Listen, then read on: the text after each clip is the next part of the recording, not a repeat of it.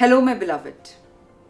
वक्त ऐसी चीज़ है जो हमें सबसे ज़्यादा ज़रूरत है और हम सबसे बुरी तरीके से उस वक्त को यूज़ करते हैं।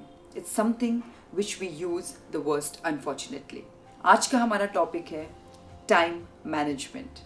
हाय, I am Aashna Dhanuka, your personal motivator and your life coach. TEDx speaker के साथ दादा साहेब फाल्के ने मुझे कंटेंट क्रिएट करने का जरिया दिया और उसी ज़रिए की वजह से आज मैं यहाँ इस चैनल में आप सबको एम्पावर करने के लिए मौजूद हूँ। अगर आप इस चैनल में नए हैं तो सब्सक्राइब का बटन दबाना ना भूलें।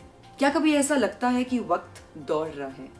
क्या कभी आपको ऐसा लगता है वक्त इतनी जल्दी गुजर गया और आप कुछ हासिल ही नहीं कर पाए?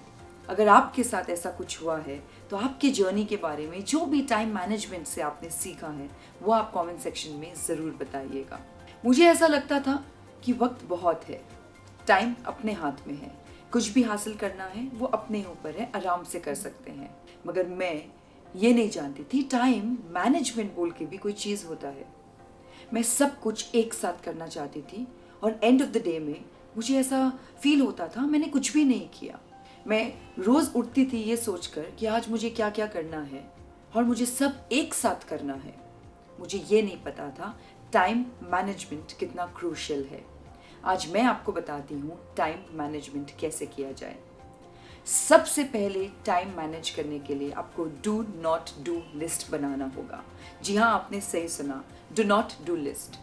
वो सारी चीज़ें जो आपको पता है आप उसमें टाइम वेस्ट कर रहे हो, वो सारी चीज़ें आप उस डू नॉट डू लिस्ट में नोट डाउन करिए। एक बार आपने डू नॉट डू में लिस्ट कर दिया उसको, तो आपको पता होना पड़ेगा कि ये सारी चीज़ें से आपको बहुत दूर रहना है। आप एक बार इसको इम्प्लीमेंट करना स्टार्ट कर देंगे, वहाँ आपको टू डू लिस्ट बनाना होगा।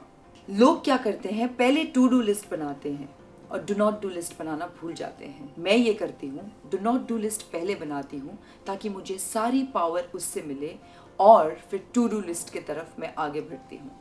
फिर हमें टू डू लिस्ट को 1 बाय 1 करना है। You heard it right, 1 step at a time.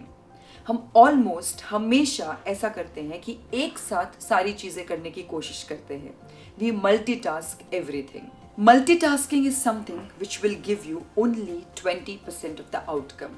हम एक चीज़ को अपना 100% देंगे तो शायद आपको 80% आउटकम मिलेगी, और वही हम सब चीज़ों में अपना टाइम बांट देंगे, एक साथ 20-20-20 करके देंगे, तो आप सोचिए आउटकम कहाँ से मिलेगा।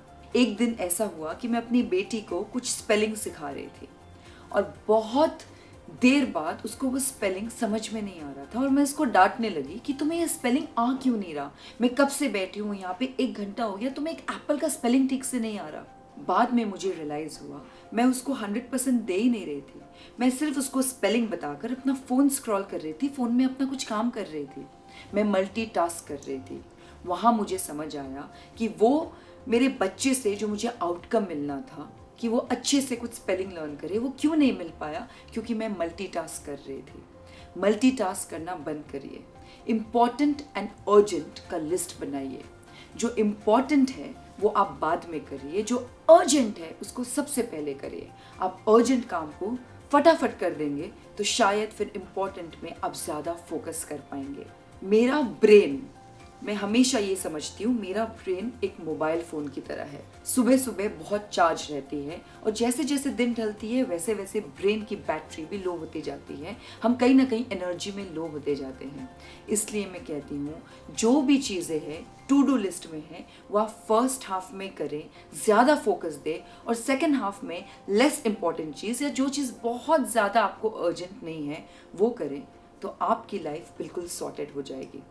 अगर आपने अपना इवनिंग रूटीन बना लिया, इवनिंग रूटीन ये होता है कि सोने से पहले अगर आपने ये जर्नल कर लिया, आपने क्या किया आज, क्यों किया, जो कुछ नहीं कर पाए वो क्यों नहीं कर पाए, उसका रीज़न आप लिखेंगे, तो आपको बहुत इजी होगा कि आपने डे कहाँ पे स्टॉप किया और अगले दिन आपको कहाँ से स्टार्ट करना है।